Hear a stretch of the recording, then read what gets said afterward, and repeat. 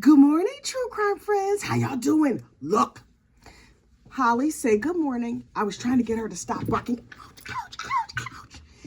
They're trying to drive me out of my mind. Listen, the state of New Mexico versus Hannah Gutierrez. We not supposed to say read. Don't bark. Don't bark. Don't bark. Don't bark. Okay, sorry. Distracted by a dog. Can you please? Okay. My baby. What was I saying? Oh! Trial day 5, the state of New Mexico versus Hannah Gutierrez Reed. There was a shooting on the set of the movie Rust. I kind of want to see the movie. I'm so discombobulated this morning. First thing I need to say is congratulations to Melissa Duncan. Melissa Duncan won a bingo. Congratulations, girl. Go and send me your address and I will get you your prize right out in the mail. Look, sabotage.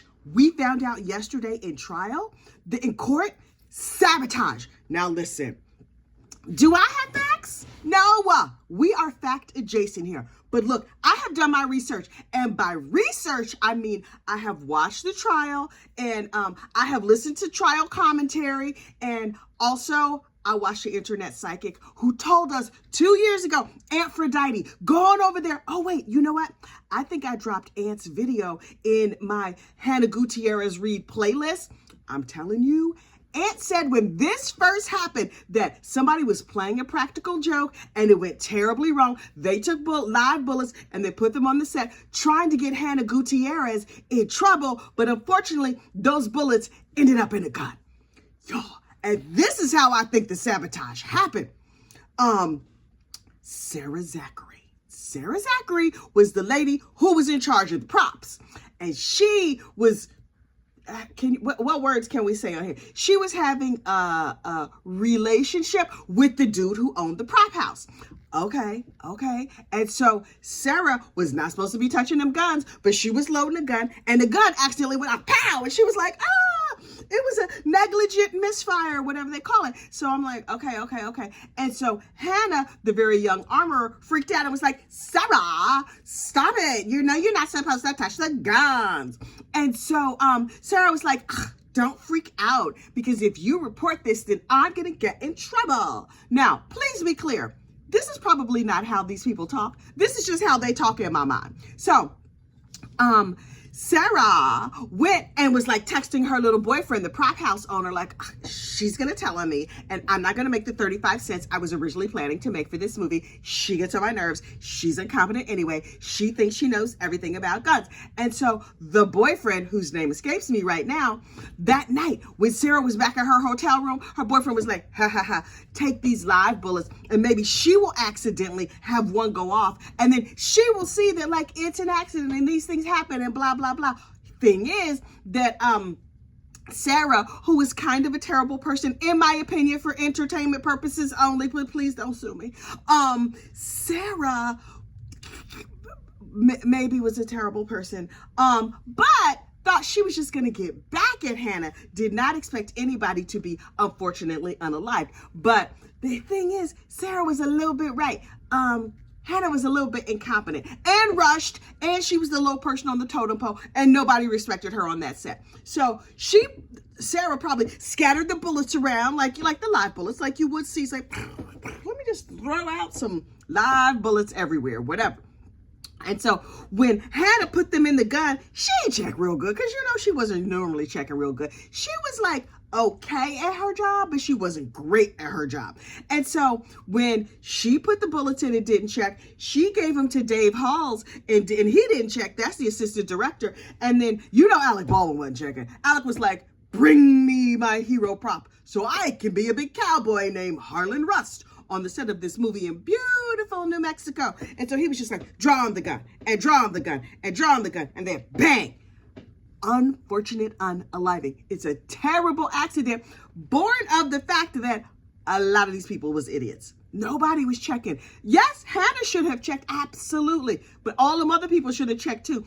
Also, Sarah Zachary allegedly should not have brought live bullets on the gun. For entertainment purposes only, just my opinion. I'm just saying we don't got no facts here. That's just what I think happened. Sabotage. But here's the thing. Sarah is supposed to shake them things. She was like, in her police video, she was like, I was shaking the dummies and I shook this dummy and I wanted to shake that dummy. Girl, you should have checked everything. You didn't shake enough dummies. Oh God. Also, what is going on with Hannah's bladder? And she's like, oh, I had to go pee. Can I go pee right now? I have to go. This girl got a bladder the size of a thimble. What is happening? How come she always got to go to the bathroom? This Hannah, she was a whole mess. Oh, wait. We forgot the most important thing. We did not say good morning to Hannah's mama. Good morning, Hannah's mama. How you doing? Because you see, Hannah Gutierrez told us that her mama loves true crime. Her mama watches court TV and all of that. And so I just assume, naturally, that if you love true crime, well, you're right over here watching us over here at the gossip, the rumor, and the innuendo. Because yes, she wants to know facts of the case, but she also wants to know what's the gossip, what's the tea, what's the little kiki on the street, what is everybody talking about? Good morning, prosecutors. Good morning, district attorney. Good morning, defense team. Everybody's not here. I think everybody is here. But just so y'all know, me personally, based on what the internet psychic said, sabotage. Also, we found out that this movie only had a budget of $7 million. Now listen, if somebody direct deposited $7 million into my checking account today, that would seem like a lot of money. But to make a movie, that's not that much money. And I know most people can't really wrap their minds around what it costs to make a movie or whatever, because mostly y'all not making movies. You out here doing regular people jobs, just like I'm doing a regular people job. But think of it this way. It's time to buy groceries for you and your family of 5. And so you're going to go down to the ShopRite or the Piggly Wiggly or the Kroger, wherever you go in your local area. And somebody is like, okay, we want you to make a really beautiful meal for your family of 5. We're going to need enough food for all week. Here's $100. That's the same equivalent. So, you're going to have to be like, our beautiful meal is going to include a lot of ramen and possibly just some apples or something. That's what they was trying to do. They was trying to make a ramen apple movie on a steak and lobster without a steak and lobster budget. So they were a little bit stretched. So I'm like, okay, I understand what y'all was doing. So you hired this young armorer who was not sure if she was a certified firearms instructor. What? Girl, how come you don't know? How do you not know? In the police interview, they ask her, are you a certified instructor? And she's like, an instructor. And she was like, I don't know. You don't know? How you don't know? Girl, she might not be that bright. I'm sorry, Hannah's mama. I don't mean to say nothing bad about your daughter, but she might be a skosh, not that bright. Girl, So I'm like, okay. She did some things well. She got the bullets into the gun. Okay, she excelled in that area. But to sort out the bullets, now, according to the other people who were professionals with seasoned or whatever, you did a cart and you have locks and stuff on it, so everything is locked up, and you have nice, orderly boxes. Sarah had a real good system. She had a pocket system. A bullet pocket system. The real bullets, the dummies are on the right, and the blanks are on the left, and something else is in the back pocket. And your pockets? Your pockets. Is there an armorer's union or something? Do they endorse the official pocket system? Girl, really? I joked the other day about her having bra bullets, and now I'm like, she might have had bra bullets. I have no facts. I have no details. I have no proof. But if you ask me, Sarah had her some bra bullets. She was like, no, you need dummies. Hang on. Okay, I have 6 of them right here. Oh, no. Hang on. Let me shake this dummy. No, that one's not it. Let me just, okay, hang on. Let me check the other boob. And I can't with this lady. The other person that I can't with is this prosecutor. Why is she so unlikable?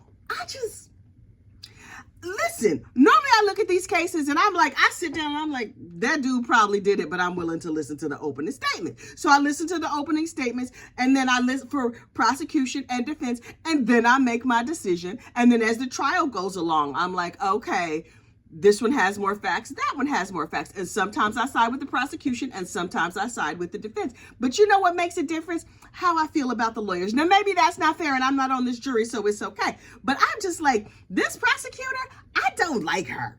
Something about her is just profoundly unlikable. It's not that I'm in love with the defense attorney, but he just seems like calm and kind and like a decent human being. Now, the job that he did, he escorted Sarah to her police interview, and he did a terrible job. He should have told her, girl, shut up, stop answering questions, shut up. But he just let her talk and incriminate herself. Was it him who let them download her phone with all that attorney-client communications? Sir, you might not be that good a lawyer. I'm just saying. But you way more likable than this other heifer. The prosecutor? And I get the feeling that the prosecutor's office, she's a special prosecutor brought in. And you know, she was just like, I'm going to be on court TV. Everybody's going to know my name. This is going to be great for me. Oh, she is doing the most in court. Fighting with the other, they're up there like windmilling on each other in the court. And the judge is like, lawyers, I let you have coffee. Everybody calm the F down. I mean, that's not exactly what she said, but that's the spirit of what she said. These lawyers windmilling on each other in her courtroom. What is happening?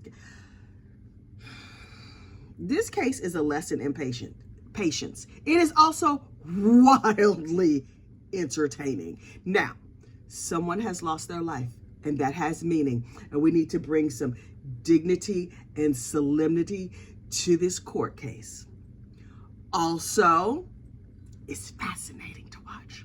This dumb girl, they put in charge of the bullets, but she knew some stuff, but folks was working against her, and Alec Baldwin is a jerk, and so everybody knew, like, oh, shoot, we can't make the jerk mad. He's the big money dude. And then somebody is unfortunately alive, dead like a carp on the floor. This whole situation is a mess. I'm going to be back watching it today. That's just what I do. I watch court cases. In the morning, I'm going to watch with Recovery Addict. Good morning, Scott. Hey, R.A., how you doing? But look, I keep forgetting to say this. I don't want to disrupt anybody's chat. So if I see y'all in chat, I'm going to be like, hey, I'm going to give you a little finger wave. I'm going to say hello. But like, let's not disrupt other people's chat. So we just drop a little symbol. My symbol is the yarn ball. So if you see me, just drop me a couple of yarn balls. And then I'll drop you a couple of yarn balls back. And that's my way of saying, hey, girl, hey, how you doing? But if you can't find the yarn ball emoji, that's okay. Use the little brown heart, because I'll see the brown hearts too. So if I see some brown hearts, I just know that she'll be like, hey, and I hey you back. But let's calm down. Let's not disrupt anybody's chat. And in the afternoons, Emily D. Baker. How could you not watch Emily D. Baker? EDB is the best. And also, she freaks out just like regular people. Scott is so nice. Oh my God. He's so nice and kind that it's painful. I'm just like, how did he get to be that nice? What's wrong with him? It makes me suspicious of him. But he is lovely. And Mrs., what's her name? Jen? I think I don't remember that. I do good to remember my name. Mrs. R.A., also lovely. The other day when she was baking rolls, ooh, I could smell them. I was like, I'm going to go home and bake some rolls. And then I thought, ooh, carbs, child. I'm just still trying to lose 17 pounds. Anyway, hang on. And then in the afternoon, after lunch, when I'm a little bit sleepy, I turn on EDB. And I'm just like, hey, EDB. And then, you know, you could drop me some little brown hearts over there. Just say hello. Oh, wait. Did y'all see when she shouted me out yesterday in her live stream? Oh my God, it was so exciting. Anyway, I have gone far afield. I'm gonna be back on this court case today.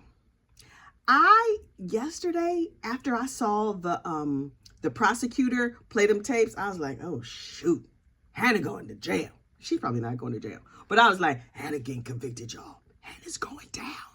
But then the defense came in and asked their questions, and I was like, Hannah's mama, don't worry, Hannah's coming home. Now, that attorney was terrible in the police interviews, but in court, oh, he's on fire. He's on fire. He's doing the thing. And I think he is like going to snatch Miss Hannah from the jaws of prison. I don't think they're going to send her to prison no matter how this goes down. But depending on how the law reads, she might get convicted.